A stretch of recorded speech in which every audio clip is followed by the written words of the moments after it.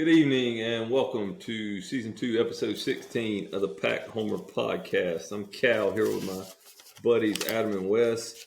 And before we get going good, because we're actually recording on time this week, when we put this thing on Spotify, Apple Podcast, and YouTube, please share it with someone so we can get our clicks back up. But anyway, Pack went 2-1 this week.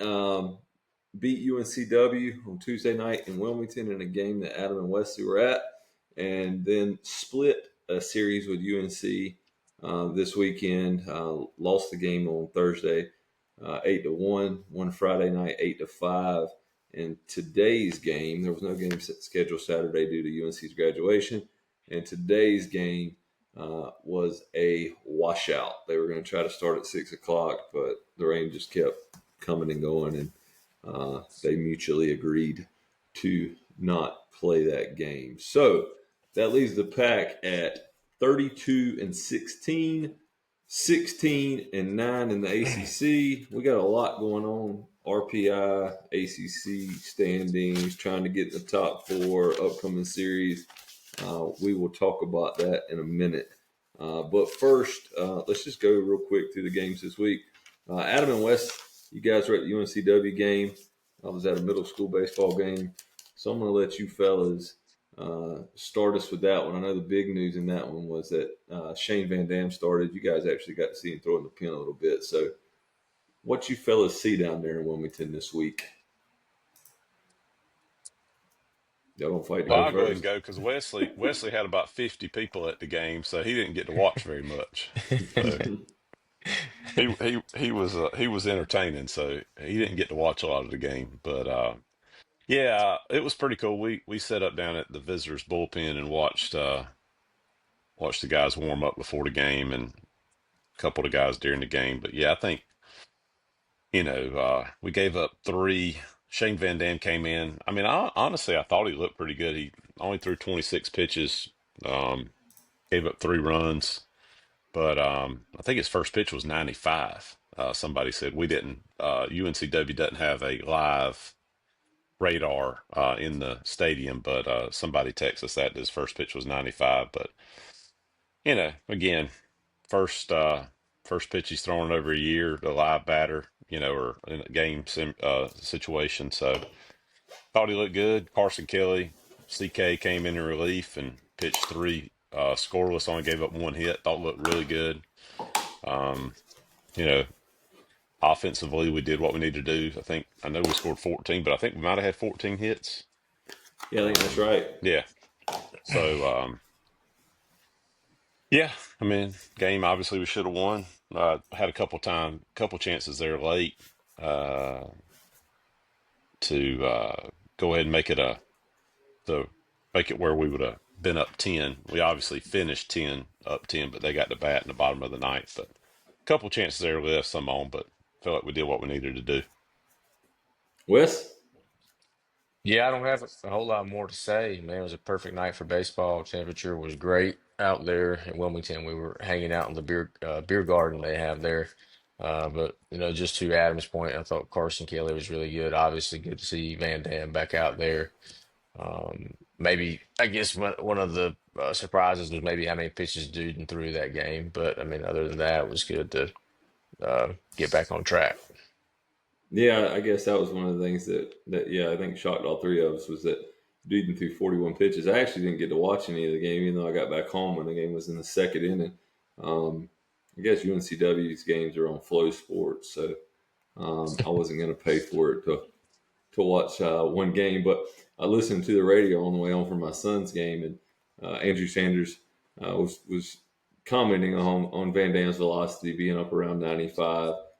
Really didn't give me the warm and fuzzies when we were down 3-0 in the first, but Wilmington's own Luke Nixon, I know, came back and hit a 3-run home run and tied it up, and then after that it was pretty much Pack dominance. So a good win. It was a win we needed. I was surprised to see our RPI jump like it did. It was a quad 2 game, and it was on the road. And, it actually did help our RPI. I know that there's some games that get, you can't see my hands if you're listening on the radio, but quote, rained out or canceled for whatever. A lot of times teams, if it's going to hurt their RPI, a lot of these games late in the year get kicked. But this one was actually one, I don't think. It ended up being a quad 2 game for us. It didn't hurt us. But, yeah, big big think win for us as bad as we've been playing. we went up like 6 spots, didn't we? I think so. I Yeah. think you're right. And that some of that was what else was going on in the midweek games, but going back to before we talk about the UNC series, going back to Duden's 41 pitches, it gave Pac fans a lot to talk about going into the UNC series because when we named our rotation for the UNC series, Marone, was slated to go Thursday and did, and that was because the Miami game Sunday got kicked due to rain. So they brought Marone back Thursday so that Dom could throw his normal Friday and make his Friday start. But they made Game 3 a TBA, and we never got to find out. I think we probably could poke around and find out who was going to start today. I'm sure we could, but I don't know that information now. Do either of you guys know who was going to start Game 3 today for the Pack? Okay, I don't. I don't know. It would have just been a guess. But they even, obviously they knew the game was going to be delayed. They never put the lineup card out, though. No. Kind of big difference in what they did Monday. The day before we played UNCW, we obviously posted that Van Dam was going. But even up until game time, even up until the scheduled game time today, they never posted the lineup card. There was a lot of speculation on who was going to start today. I think the original thought process was that if we won the first 2 games and Nance didn't throw, that Nance would start Sunday. That was everyone's original thought. And then Nance throws 30 pitches in the Friday night game, which he still could have came back and started if they wanted to start him. That's almost like a bullpen for a guy who can go long. But Duden didn't throw Thursday or Friday. He had thrown 41 pitches Tuesday, so we kind of assumed he wouldn't throw Thursday. But, you really had Andrews, Duden, Schaffner, and Anderson Nance as possible starters today. And I guess we'll never find out what might have been. But anyway, Game 1, I don't want to talk about it a whole lot. We made a couple of errors in the first inning and kicked it around behind Marone. Hebner made he doesn't make a lot of errors. He made an error early. Sosa had a pass ball. Kepley was running all over the place like a chicken with his head chopped off. And it was just an ugly game. We lose 8-1. Marone give up 5 earned. I didn't really think that they really barreled him up a ton, but my God, they hit a lot of ground balls in the hole. And, I know our buddy G likes to talk about batting average on balls in play. There early in the game, it seemed like every ball they hit, found a hole. And Marone definitely didn't throw his best, only had 3 punch outs. But they beat us up. It was 8-1. And we, amongst us, we were a little bit kind of felt kicked in the teeth a little bit when we started talking about, what does our season look like if we don't win Friday? Friday became a huge game very quick after we lost to UNC. What does it do to our RPI? What does it do in the ACC standings, which we'll talk about in a minute? But then Friday night, we came out and controlled that baseball game, going up 4-0. Dom threw the ball absolutely excellent. I think Ellie Davis said it was the best he's ever seen Dom. Dom did say that. Went 6 1/3, 7 Ks, gave up 2 earned, but went into the 7th scoreless. That 7th inning was kind of crazy. Dom gets a leadoff out in the 7th. The next batter hits an infield single. I'm pretty sure that was Kepley. My God, that little guy, man, I'm ready for him to leave. When he hits it on the ground, it's like a coin toss whether or not he's going to beat it out. So he hit a ground ball to the shortstop. It was a high chopper. A high chopper to the shortstop. He beats it out. And then Dom picks him off. And when he picks him off, you're thinking, man, we got 2 outs. That joker safe at second. He's that fast. He just takes off. McHugh makes a pretty good throw. There was a little bit on TV. They were like, well, Nixon and DeCrisio didn't communicate. It didn't matter, guys. He was going to be safe either way, in my opinion. He was going in there so hard. Certainly didn't help things. But anyway, we thought we had him picked off. Next pitch, Vanderbrake hits a 2-run home run. We bring in Anderson Nance. Luke Stevenson takes him yard. and all of a sudden it's a He hit him 400.5 feet. hit the top of the wall. And the one Vandenberg hit out, if Hogue was a leaper, it Yeah. was a fence scraper too. Not an easy play, but it was one that you've Yeah. seen those balls kind of come back before. But anyway, it went from 4-0 to 4-3 in like 5 pitches, and we answered in the bottom of the eighth. Ty Head made it happen in the bottom of the eighth for us. He had a 2-out single that they kind of misplayed in left. He turned it into a double. They reviewed Bang, it. bang. Bang, bang. They reviewed it. I mean, he really just kind of stuck the bat out. One of those swings you've seen Head have a lot with 2 strikes. Ends up at second base. Hebner, our guy that's hitting about 212, comes in, slaps one through the right side. We go up 5-3, and feeling pretty good again. And then Anderson Nance comes out in the 8th inning. He's still in the game. UNC out, first 2 batters. It should be 3 up, 3 down. And I don't know about UNC stats. I'm not trying to give the guys a hard time. I know the rule about how the ball gets played in the outfield, and maybe if you don't touch it, it's not an error. But it should have But been. not when you overrun it. It should have been as routine 3 up, 3 down as comes in the game of baseball. It was going to be like literally a 10-pitch inning, and Hogue overran a ball down the left field line. I mean, you ask Josh Hogue, that's as routine a ball as he gets hit probably. It was hit high, so maybe that makes it a little less routine, but a ball up sky high down the left field line. Hogue has plenty of time to get over. He slips. Their guy Angelo, who's a Division III transfer and hadn't had many at bats this year, they give him a double, and then UNC goes. The UNC scorer gave him a double. Yeah, the UNC scorer gave him a double. They end up tagging Nance for 3 earned runs. Because they go single after that, and it's 5-5 going into the 9th inning. I don't think anyone probably feels worse than Josh Hogue at that moment, knowing how bad we got to win that game. In the 9th, McHugh comes up. He gets hit. Where's he get hit, guys? In the hand. On the hand. He gets hit in the hand because that's the only place Chris McHugh gets hit. He did in the Wilmington game too. I know. He's got a magnet in that thing. He is wearing the hand guard now. But anyway, he gets hit in the hand. Then we get a wild pitch. And then Hogue's in the box, and Hogue redeems himself. Hits one right back up the middle. Go ahead, Adam. Yeah. Was Hogue's hit with 2 strikes? That's a good question. Now you've gone real deep on me here, Adam. I don't have that much information for you. Okay. It might have been a 2-strike swing. Anyway, Hogue hits one up the box. RBI single. DeCrisio comes back up behind him. It was on a 1-2 pitch. Yeah. 1-2 single up the middle. DeCrisio gets a hit. Sosa hits a ball in the left. We got the bases loaded. Braden Fraseman, who we love you, Braden, who looked like he didn't have a clue at the plate all night long. I think he punched out 3 times, and I was scared of the golden sombrero. He hits a deep fly ball on the first pitch, gets a sac fly to make it 7-5, and then Austin Fort comes up and hits an RBI single. We're up 8-5. In the 9th, Schaffner comes in, gets the first guy. I think he walked the guy, got a guy out. Anyway, 1 out, runner on. Ground ball up the middle, and DeCrisio and Nixon turn absolutely beautiful double play ball. DeCrisio goes full extension, flips it with the glove. Luke makes a good turn.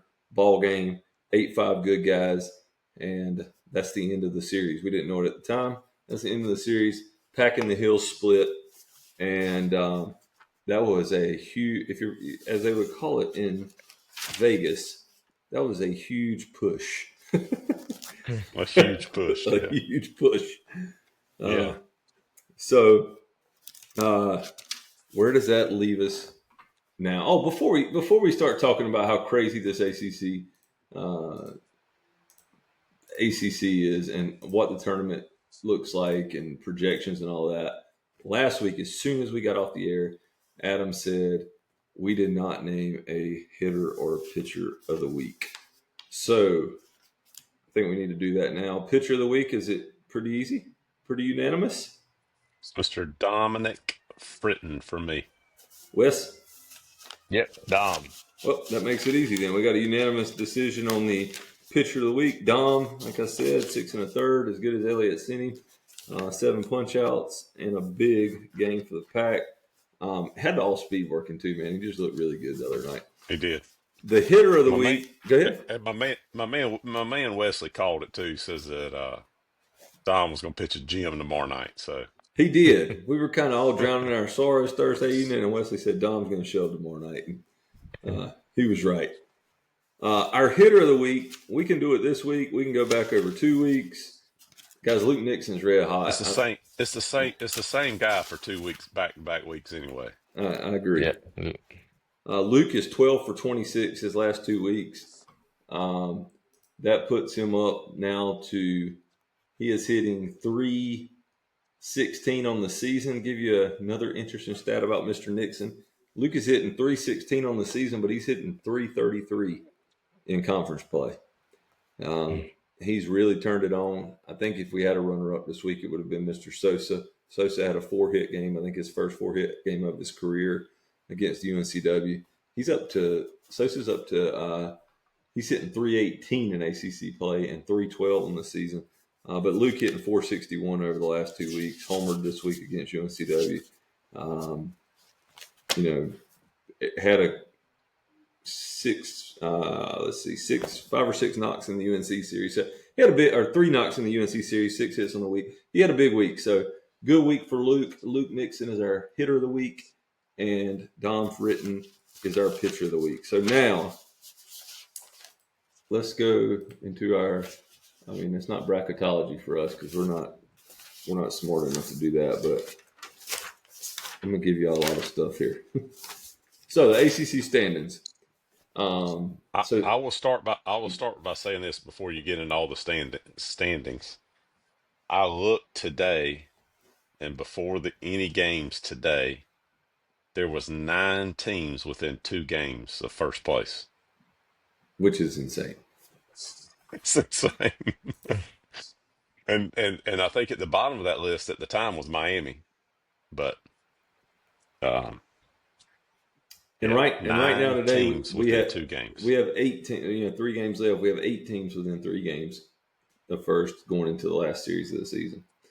So I'm gonna give you a lot of data here. Try not to bore you to death, and then we'll talk through it. But should Wes and I stay on? Yeah, you should stay on.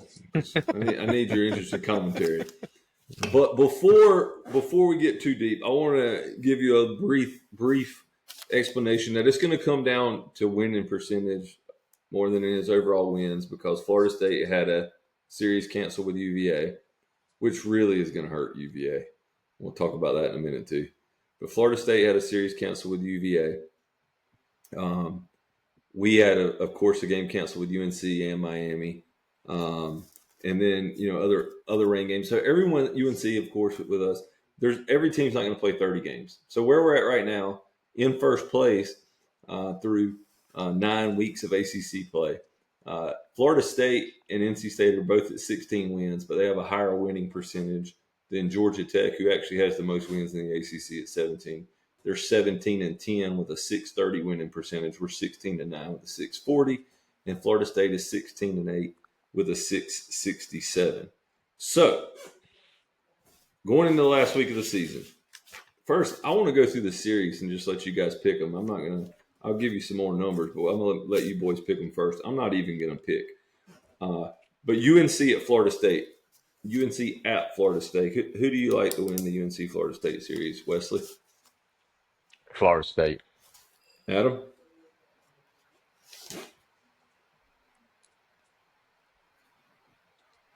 Ooh, I'm going to say 2-1 Florida State. All right. UVA at Virginia Tech. Virginia. I'll chime in here. I think Virginia's going to sweep them. Yeah, they swept Miami, right? Correct. Yep. All right. Miami versus Notre Dame. Notre Dame's been playing better, but obviously, I think Notre Dame. And that's in Miami or it's at in South Miami. Bend? In Miami. I'll say Miami with the sweep. Georgia Tech at Duke. And Duke beat Clemson, right, this weekend? 2-1 Yeah. at Clemson. They won this weekend. I haven't seen Georgia Tech play I very haven't either. I haven't much. seen them play one time. I've seen some Drew Yeah, Burris highlights, but that's about it. I've watched some highlights. Yeah, but they're leading the ACC in wins, but there's 5 ranked teams, and they're not one of them. Yeah. I guess I'm assuming that's going to change this week. Um, Man, that should be a really good series. It's in Atlanta or at Duke? It's at Duke, right? It's at Duke. I don't know that it matters, but being at Duke, I don't know. I'm gonna say Duke. I'm gonna say Duke 2-1. And what did you say, Wes? Duke. All right. Pitt hosting Clemson. Will Clemson sweep them is probably the biggest question. That would be what my I would say. I would say Clemson 2-1. Wes? Yeah. Clemson 2-1. It's What, pretty good. got another great series. Wake Forest at Louisville. I think Louisville gets them Wes? just Yeah, because I'll it's go their last Louisville. home. And then BC and Cal, no one cares. Okay. Sorry, Screaming Eagles and Bears. So the way my math is not perfect, but the way I see this, the only teams that can get the number 1 seed in the ACC for the ACC tournament are Florida State, NC State, Georgia Tech, and UNC. I don't think Duke can get there, and I'm going to give you all these different scenarios. I guess Duke could get there. If Duke were to sweep, well, Duke can't get to better than 633. So first, I'm going to give you the winning percentages that State will have under every scenario possible. If they get swept by Stanford, they're at 571. If they win 1 out of 3, they're at 607. If they win 2 out of 3, they're at 642. And if they sweep Stanford, they're at 678. So let's remember those two numbers. We both expect this. Before we even talk about Stanford, we both expect the State's going to win at least 2 out of 3. Would you agree with that? Yes. I would damn sure hope so. Yes, me too. I'm not saying it's going to happen, but that's what we expect to happen. So we're going to remember these two numbers, 678 and 642. All right. So if we go to the UNC and Florida State series, if UNC were to sweep, they can get to 655. If they were to sweep Florida State, they could finish at 655. 655 would still not be good enough to surpass us if we were to sweep Because Stanford. they'd have one more loss. Same number of wins, one more loss. Correct. If Florida State were to sweep Carolina, they could get to 703, which of course is better than 678. If Florida State were to win 2 out of 3 versus UNC, they could get to 667. So the best way for us to control our own destiny is if we were to sweep Stanford, and then the only way that we are not the number 1 seed in the ACC tournament would be if Florida State were to sweep UNC, which is possible. Georgia Tech, if they were to sweep Duke, can get to 667. If Georgia Tech does not sweep Duke and only wins 2 out of 3, they can get to 633. So if we win 2 out of 3, going to be hard for Georgia Tech to jump us. Duke, even with a sweep, can only get to 633. So if we win 2 out of 3, Duke cannot jump us. And just for fun, a Clemson sweep will get them to 600, and a UVA sweep could get them to 629. So if we lose 2 out of 3, we could fall out of the top 4. If we lose 2 out of 3 or get swept, of course, we could fall out of the top 4. If we win 2 out of 3, by all my math, we're guaranteed at least a top 4 finish. Now, Which would be double bye in the tournament. Correct. Now, if UNC is to win, if they were to win 2 out of 3 at Florida State, they can get to 620, which would make 2 out of 3 for us good enough. But if we win 2 out of 3 and Florida State wins 2 out of 3, Florida State would again have the upper hand on us. So, a lot going on, and then there's a lot of conversation over, what I think G said he would rather be the 1 or the 4 seed. What do you guys think about that? I want to be the 1. I want to be the 1. I do, but he doesn't want to be the 2 or the 3. Yeah. And I get it. Has anybody even seen the ACC tournament bracket? Not trying to put the cart before the I've horse. just seen those ones that I think maybe D1 was putting them out. You know what it was? It's that it just means less Twitter handle Oh, was great. putting them out, I think. If the season ended today. Yes. So I do know that I can tell you just looking at it here if it pops up. I'm trying to get it to pop up on my screen here, but the number 1 seed would play Thursday at 3:00. The number 2 seed would play Friday at 3:00.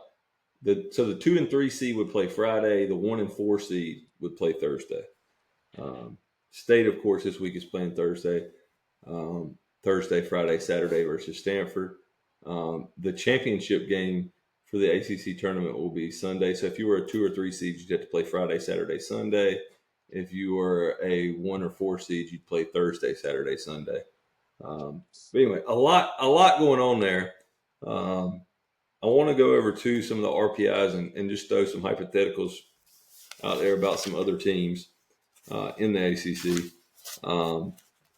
Florida State is number 9 right now in the RPI. UNC is number 11. Clemson has fallen to number 15. Louisville is at 22. Georgia Tech. Clemson's 14. They're at 14 now. See, that's how quick it changes. Georgia Tech, Louisville I have at 22. Georgia Tech I have at 23. You still showing the pack at 25? Yep, and that's up 11 spots. Yep. Wake at 27. Miami at 28. Duke at 31. Notre Dame at 46. Pitt at 48. Virginia Tech at 49. Stanford at 56. Virginia at 50. Or at 60, I'm sorry. Boston College at 66. And Cal at 101. So the first question I want to throw at you guys is if Virginia sweeps Virginia Tech, RPI 49. If Virginia wins 17 games, and say they jump 11 spots next week, if they win 17 games in the ACC and their RPI is 48, 49, are they in the tournament? Yes.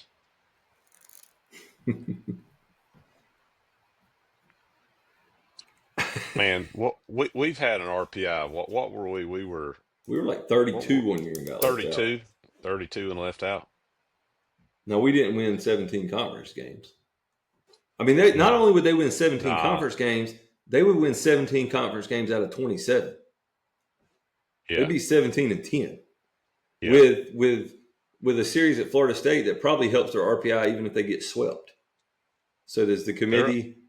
They're up 13 this week. So what does the committee do? That series is in Blacksburg. Do you think Virginia has to sweep to get in? I think that I don't know that they got a sweep, but I think they would, have to probably win in a game or two in the tournament, maybe a game. I don't know. Yeah, I mean, I hadn't seen all the I hadn't seen. I just pay attention to the pack, so I'm just asking because we always say 15 is the magic number, but it don't feel that magic right now for Virginia. I know. Yeah, it doesn't. You're right. Florida State is in, right? UNC is in. Clemson is in. One thing that's going to really hurt Virginia, looking at it now, I mean, their strength of schedule is 73. 73. And there's no. Well, actually, you got Coastal at 12. Their strength of schedule is 64, but UC Irvine is 70. West Virginia at 24, which is one spot above us. Their strength of schedule is 119. Wow. Yeah. Which makes you think as long as we take care of business this weekend and win 2 out of 3, West Virginia can't host over us, can they? I don't think so. Even though they're If 40 we and if 10. we if we if we win two, I'm gonna stick by it. If we win 2 out of 3, and UNC wins one, and we're the ACC regular season champs, uh, I don't see how you don't host. Who swept Clemson, who won series over Louisville, Virginia Tech. Um, we lost the series to Miami and Duke. Won series over Pitt, a top 50 RPI team on the road. I mean that would Didn't be lose the tough luck. series to the number 11 RPI team. Correct. Won a series versus Virginia. I don't know. A lot going on, guys. We're gonna have a lot to There talk is about next week. seven. There is 7 SEC teams in the top 8 of the RPI. Oof. Well, let's go to that then. Now we got something else interesting to talk about. Not to get too far away from being pack homers, but Texas A&M. Tell them what happened this weekend, Adam. I will start by telling you that their RPI this week fell 24 spots. The preseason number 1 Texas A&M Aggies are now 10-17 in the SEC after being swept by Mizzou, who was previously winless in the SEC. Yes. Getting swept by Mizzou, who is RPI 135. And they scored 2 runs in the last 2 ball games of that series. Lost 4-1 and 10-1. They're 3-24 in SEC play. They got 3 So I wins was getting ready versus to say Texas A&M. Mizzou was 0-24 coming into that series. And they've even had, I don't know if y'all have seen it on Twitter or not lately, but the AD and I think even the president of Mizzou have both been on talking about, yes, we just have not made the right investments in baseball. uh, Holy cow. Yeah. And then they sweep Texas A&M. But yeah, but what happens if they Mizzou's RPI is 135, Cal, but they're up 20 this week. And yeah, what but what happens if – go happens ahead, Wesley. I know what if you're about to ask. You ahead. yeah, if they sweep Georgia or even win the series, I mean, then they'll have conference wins against Tennessee, I think Arkansas and Georgia. That's that's going to be a tough on the committee if that happens. Number 1, Georgia. They're at number 1, Georgia. So if they win that series, can they get back off life support? I think they should, but Man, 12-18. I mean, if they win 2 out of 3 and they go 12-18, I you mean, get swept by Missouri. What was Florida last year? as far as RPI was top 20 last year's the difference. Yeah, and they had the number 1 strength of schedule. I'm just trying to think what was Yeah. their SEC record. Oh, yeah, I don't know. Another fun number, if we're talking RPI, is there is no team in the They got, top did y'all 40 say, y'all that. said LSU also? Oh, did they beat LSU too? No. They beat LSU too. Yeah, that's right. That was last. Yeah. If you beat Tennessee, Arkansas, LSU, and Georgia, you should go to the tournament. Yeah. How pissed are y'all going to be if Texas A&M wins 2 out of 3 versus Georgia and they roll up as the 3 seed in Raleigh? Oh, Oh we'll bring boy. them on. And how about they played at Texas the week before LSU and they lost 2-1, 3-2, and 6-5. Yeah. Oh man. It's Uh, getting to that exciting time of the year. the RPI thing I was going to mention is of all the teams in the top 40, no one jumped up more than the Pack this week. We jumped 11 spots. If you look in the top 40, and the reason I'm talking about the top 40 is because when you talk about at-large bids, pretty much top 35 to 40 are where you're supposed to be pretty safe. Clemson, another ACC team, took the biggest fall in the top 40 this week. They fell 7 spots. Arizona putting themselves firmly on the bubble. They dropped 19 spots this week to number 42. So, I mean, we got a lot going on. I think at least the Pack getting that win Saturday was big. I mean, you start scratching your head, and or Friday, you start scratching your head, and if the Pack loses that one, and then all hell breaks loose against Stanford, things get really interesting. Do you think that if NC State, when you said it earlier, Adam, so you think if NC State wins 2 out of 3 over Stanford, we host? And Florida State doesn't sweep Carolina. Well, if we win 2 out of 3 and Florida State wins 2 out of 3, they still edge us out for the regular season championship. Correct. That's what I'm saying. They got us. Oh, that's right. So we got a sweep if they win 2 out of 3. Okay. Correct. Yeah, I don't know, man. I think I like I said, I ain't followed the other stuff. I will say Warren Nolan, and again, what does it matter? But um, their their predicted results, calculation that they use, they have us sweeping Stanford. But now I'm gonna see what they say for the UNC Florida State. Got another funsy one for you boys while you're doing that, Ooh, Adam. Warren Nolan has UNC winning 2 out of 3 at Florida State. So let's say that the Pack sweeps Stanford. We play at 1:00 on Saturday. UNC and Florida State first pitch is 2:00 Eastern on Saturday. If we sweep Stanford and Florida State is up 2-0 in that series, are you pulling for the heels on Saturday? It doesn't matter. Oh yeah, it does. It It does. does matter. It does. Yeah. If we sweep and they win 2 out of 3, yeah, I got you.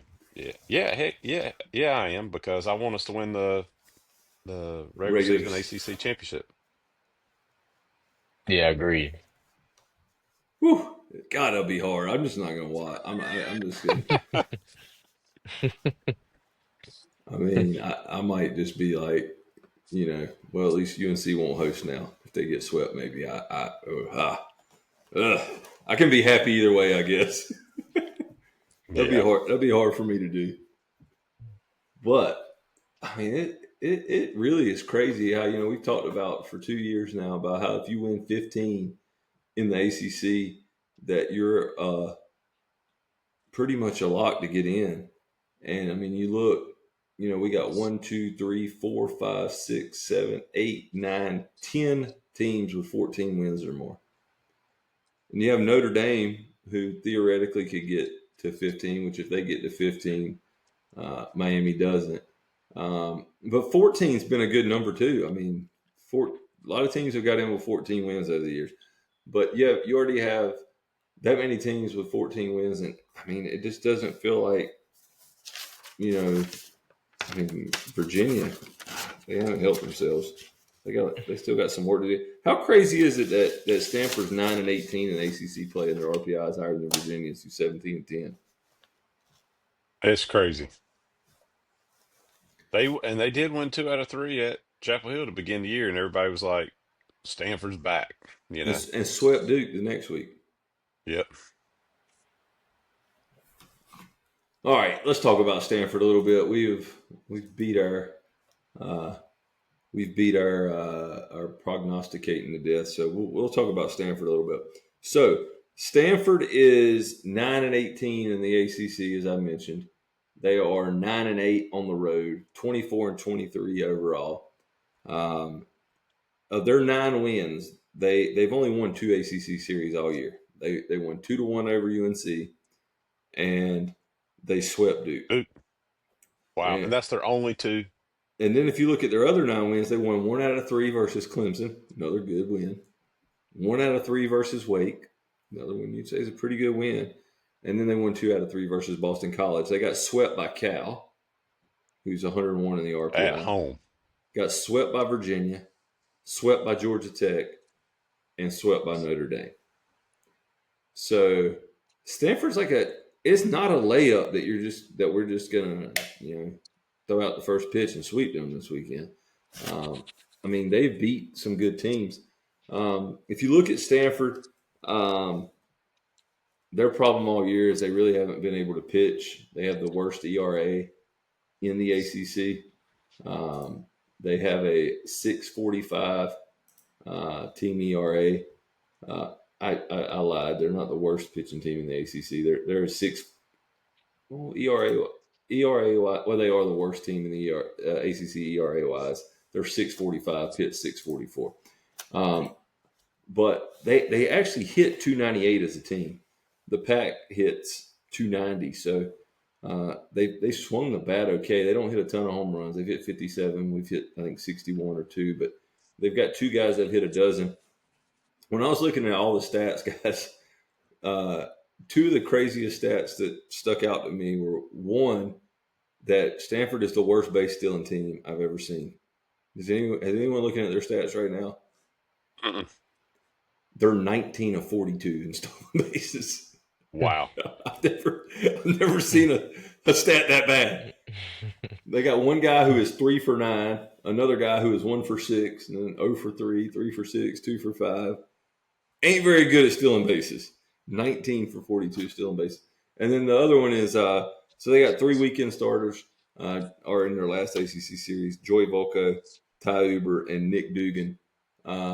Nick Dugan is 6-0. He's got a 4.76 ERA. He's only thrown 39 innings, but he's 6-0 in 7 starts, 13 appearances. But they have no starters who've thrown more than 39 innings that have an ERA under 6. So, or 5.97. They got a starter with a 5.97 and a starter with a 6.02. So they have struggled to pitch mightily. They're coming all the way across the country to play in Raleigh. The NC State, as we talked about earlier, I feel like we've done some good things offensively. We had how many hits? We had 14 hits in Game 2 of that UNC series. Had 14 hits at UNCW on Tuesday. Just feels like a series. I mean, I'm going to be disappointed. I really am going to be disappointed if we don't find a way to sweep. You just feel like it's all out there for you, right? I mean, is that kind of how you guys feel? Yeah, I mean, too many fresh pieces. I feel like for our staff, I feel like our staff and pen is well rested, and the fact that they've given up so many runs, hopefully our hitters can do their part. But yeah, I'm gonna be disappointed if we don't sweep. I really am, with the stakes being so high as they are. Duden is going to be on 8 or 9 days rest. Anderson Nance has thrown 30 pitches in 2 weeks. Andrew Schaffner's thrown 11 pitches in 2 weeks. That's what I'm saying. I mean, I don't know that you could come in any more rested, which does make me question. I mean, do you feel? I have no idea what's going on with D-Rock. He didn't throw against UNCW this week, but if you get up big this week, do you want to see Van Dam again? I mean, we're happy to get that piece back. We talked about it last week, but I mean, do you feel good going into postseason play and he's made 1 appearance for 2 innings at UNCW? Or is it like, well, we don't get him back? I mean, how do you think our staff plays it? I mean, the guy's 95 and was one of the best relievers we had last year. How do you handle that? I think you give him a look if you're up big, but other than that, I doubt he sees it. Honestly, Yeah. maybe if we were to somehow fall out of the top 4 and had to play, end up playing some more games in the tournament or something. But D-Rock, I mean, do we kind of think maybe we're probably seeing the last of him unless it's an emergency situation? I mean, God, I hate it. He's got 8 strikeouts in 3 innings, and we haven't been able to find room for him. And I mean, I think that the general consensus among us is that he's still not 100%. Then you guys mentioned that in Wilmington the other night, he was in turfs, right? He was. which is concerning and also a sign that they never intended to probably throw him if he never had spikes on. But I mean, you look at where we were in the preseason, where we thought that Consiglio and Matt Willardson, and Derek Smith, we thought were going to have big roles, and those are three guys that you almost when you start to tighten things up and go into postseason play, they're definitely nice pieces to have. If you get to game four, you're playing your fourth game in a series, but I mean, those guys are kind of out of the everyday mix right now. So um, we kind of interesting to see if we try to find a way to insert Van Dam back in there. I don't know how we really feel about him, but um, yeah, I mean, I think those are big discussion pieces. Another thing we did last week. What did you guys think about moving Luke back to the leadoff? I like it. Wes? Well, I mean, yeah, he's the way he's hitting. Of course, we like it. But Yeah. yeah, I mean, I think that's probably where we thought it was going to end up at the beginning of the year. So I think we're back to that point, and I mean, I think it hit whether heads hitting eighth, ninth, or seventh, or well, I guess he would be hitting seventh, but you feel comfortable with him if even if he is a leadoff. So I think it's a good switch. Yeah, I'd like to see Decrecio get going again. I mean, you look at Head and Decrecio, they kind of struggled against ACC play. Decrecio was pretty hot early in the year. But if you look at the guys that are hitting above 300 in the ACC play, for us, it's Chris McHugh at 360, Luke Nixon at 333, Alex Sosa at 318, and Braden Fraseman at 316. And Decrecio's hit 6 home runs in ACC play. Um, Hmm. Kind of surprised we didn't see Drew Lamphere this week. I know Lamphere's hitting 324 in ACC play, but he didn't get in at bat this week, did he? I don't think he did. I don't think so. I think he did either. I think we were 1 for 8, the 2 games at Carolina at the DH spot. So it's not So, like we're on fire there. I mean, do you think you think we will lock into somebody in the postseason, or we'll just keep revolving door in it? I mean, at some point, Yeah, I don't know how you lock into one right now. Maybe you just go with the hot hand that week. Maybe I guess that's what we've been doing. yeah. I mean, I don't know. I guess Coach Hart sees something in practice, analytic. Well, I don't know, but we haven't filled a DH spot. Wesley even made a comment the other night in one of our text threads that if we had a really hit a home run at one of the outfield positions, and that could have been Trent Lyons, who's out for the season now, or Jet Gilliam, or Bechtel, or a lot of different names. I guess could have maybe played one of those outfield spots, and Hogue, who coming off his injury has not been an elite defender in left field. You would love to have Hogue as your everyday DH, or Hogue or Lamphere. I think either one you'd probably be happy with that, or Braden Fraseman. However you feel about the outfield, but we haven't quite figured out the DH thing. But I do think there's still a lot to like about this team, and I think that, man, you get to a 3-game run. I mean, I think we're going to be a tough out. What questions you guys got about the squad here going into Week 10 ACC play? Or you think we are what we are? I mean, I think a little bit of. I mean, I think that we wouldn't have saw Van Dam start last Tuesday night unless they were going to plan on using him if he's healthy. Um, I think that'd be a big piece because I don't think Cooper, has pitched as well as we had hoped he would. And if you're at a regional or super regional, I don't know how great you feel about, you know, Consiglio in there at least as much as comfortable as we were last year. So I think just how the pitching how the pitching would look on that day 3, day 4, and then the DH spot. We really just we have to produce there if we're gonna win a regional or a super regional. And Hebner hit really what Hebner put the bat on the ball uh, on Friday night, so that helps hide that weakness when Hebner's getting base hits. And Hedner still only struck out 14 times on the season in 109 at bats. I mean, he just goes up there and he grinds. All right, I'm gonna give you guys two fill in the blank questions. We're gonna start with the first one, then the second one's gonna be very similar. And we'll all three answer them, but we'll start with Adam. We can win the ACC if we'll finish with these two tonight. Adam, I think if we get more than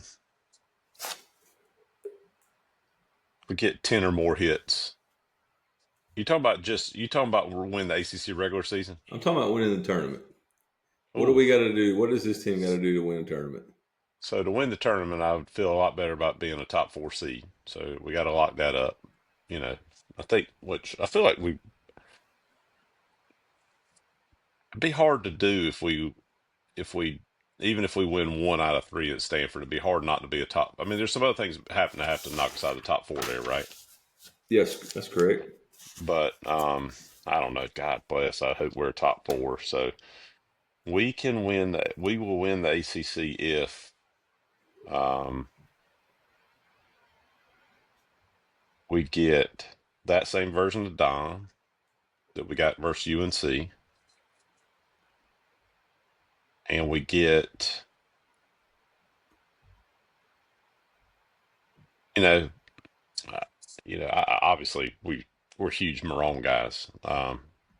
He's he's just he's due for some of those balls to find a glove. You know, um, what is he's got a 291 average against them in conference play now, Yeah. which is really that's higher than both Dom and Nance, but um, I'm gonna say besides if we get that same version of Dom, he's got the off speed working like he did versus UNC, and I'm gonna say if whoever our number 3 starter is, um,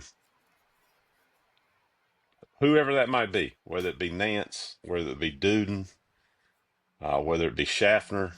I feel like if we go ahead and make that change, I feel good about winning the ACC. Wesley? Like Cal, I mean, I feel really good about, us in any 3-game series or any tournament. Feel good about where we're at now as a pitching staff. So I think if we can just get run support, then I feel like we can have as good of a chance to win the tournament as anybody. I like our chances the best. I'd agree with Adam for a top 4 seed, but I mean, I read the message boards enough and Twitter. I'm telling y'all, and I can be wrong. It's all right. I don't feel like this is that hot a take, but I know everyone doesn't agree with me.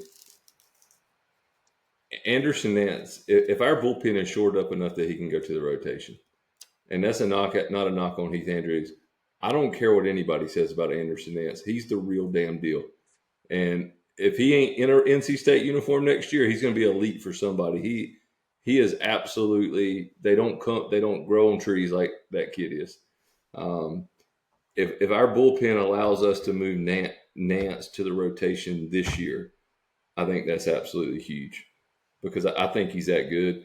I don't care that he came in and gave up a home run at UNC. I mean, he gave up a home run to Luke Stevenson, 15 other guys. If Luke Stevens taking 15 other ACC guys yard too, he just brings you a different level to me as a right-handed starter.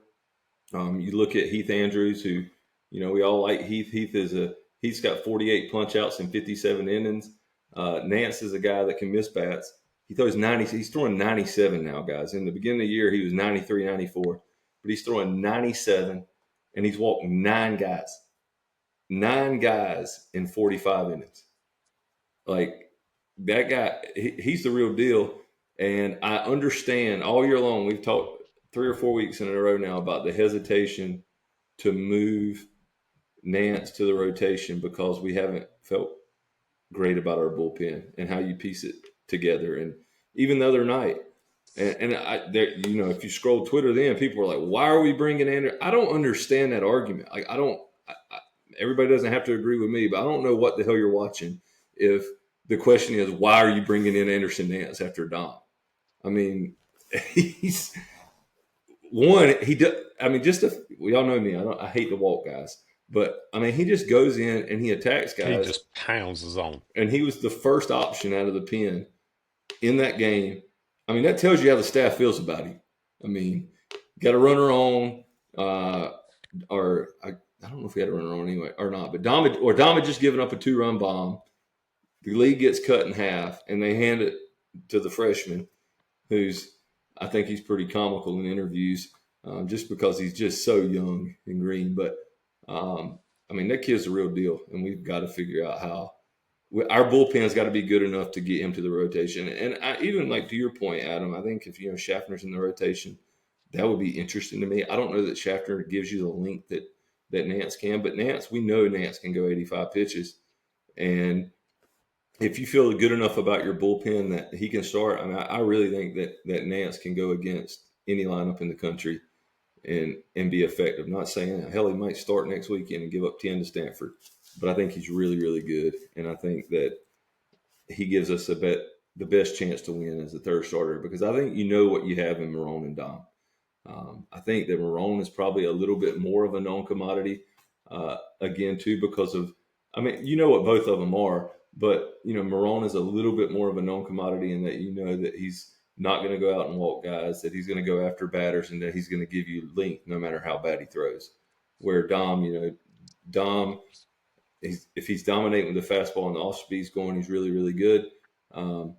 Dom has the tendency, because he walks a few more guys, hits a few more guys. He has a tendency to get his pitch count up, and you're not guaranteed 7 innings out of Dom every time he runs out. You feel like Marone's going to give you 7 innings, whether he gives up 8 runs or 2. But we have 2 elite left-handed starters. I know we're not Florida State and Jamie Arnold and Fellini and they don't get all the love, but those 2 guys, Dom and Ryan Marone, are really dang good. And I feel like, Andrews is a very nice piece to have, but I think Anderson Nance could make our rotation elite, and we haven't been able to do that. So that's my answer for us making it, or us winning an ACC championship and us making it in Omaha. The only caveat I would add on for us to be an Omaha team is one of these guys in our lineup is going to have to hit 5 or more home runs between now and the time it takes to get there. We're still missing a little juice. We've hit some home runs, but I feel like so many of these games in these, super regionals are, decided by a run or two. And I think that we have a lot of guys that can do it. I think, Sosa can go get hot and hit 3 or 4 home runs in a weekend. Frazeman, had a huge series where no one could get, or Clemson couldn't get him out. McHugh's only hit 7 home runs all year. Did anybody have that on their bingo card? Mm-mm. I mean, hell, if he keeps getting hit in the hand, we're just lucky that he can hit it all. But I do think we got to get one guy's got to get hot, and not just hot in terms of average, but hit some balls out of the ballpark. That and the combination of being able to short the bullpen enough that we can put Nance in the rotation, I think, is the key. What about you boys on the Omaha part? We'll start with you, Wes. No, I think you got it all covered. I mean, I guess it's Hogue leading the team in home runs now. Hogue and Frazeman have 10 apiece. Hogan both have 10, yeah. And Sosa's at Both have got 9. 9. Yeah. Yes, I mean we're happy to get some guys hot and again just get some runs on the board. Adam? I was looking here, obviously Aiden Kanak and Jamie Arnold get a lot of the publicity on the pitching front from the ACC. Dom now has got 91 strikeouts on the season. That leads the ACC. Aiden Kanak's got 88. Ryan Marone is got the 5th most strikeouts in ACC with 77. So pretty special to have those 2 guys in our rotation. So And both their ERAs are overinflated too, because they've just got knocked around in the start. Yeah, they did, and and we know that Marone's had some runs scored against them that shouldn't have been earned, and there was some more of that this past weekend for Nance, unfortunately. But you got those two pieces right there. Um, two of the top five strikeout leaders in the conference, um, which goes to show you more than just the strikeouts. It shows you they pitched a lot, right? And so they've gone deep in games, and so you know what they're capable of. But I really feel like if we add a piece like Nance and how dominant he's been, it could be pretty special. All right, before we wrap it up, one more thing I do want to say. I know Wesley's got to go to bed, man. That guy's beauty rest is just invaluable. But I do want to say before we wrap it up, because it seems like we haven't probably given them enough attention. You look at the ACC stats.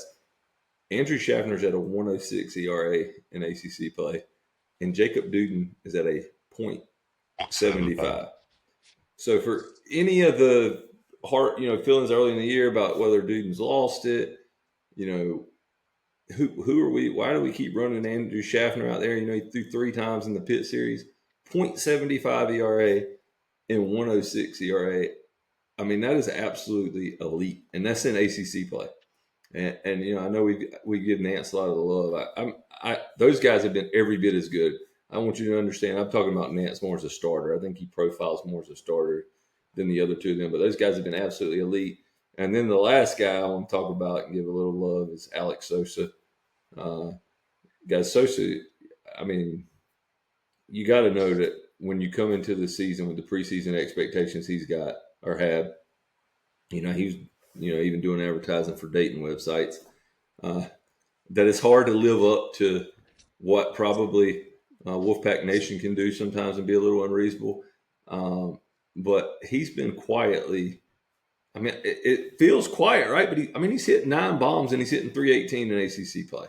Like he's playing, or he's swinging the bat really, really good right now, or a lot better than I think a lot of probably casual followers realize. So just want to tip the cap to Sosa for turning it around, because obviously we've had a long history of great catchers at NC State, and I think because so much has been expected out of Sosa from the time he walked on campus as a freshman, that we probably don't give him the credit he deserves at times, but he's swinging it pretty good right now. So hats off to those 3 guys. Anything else, boys, before we wrap this thing up? Let's wrap it up. All right. Go Pack. Go Pack. Go to hell.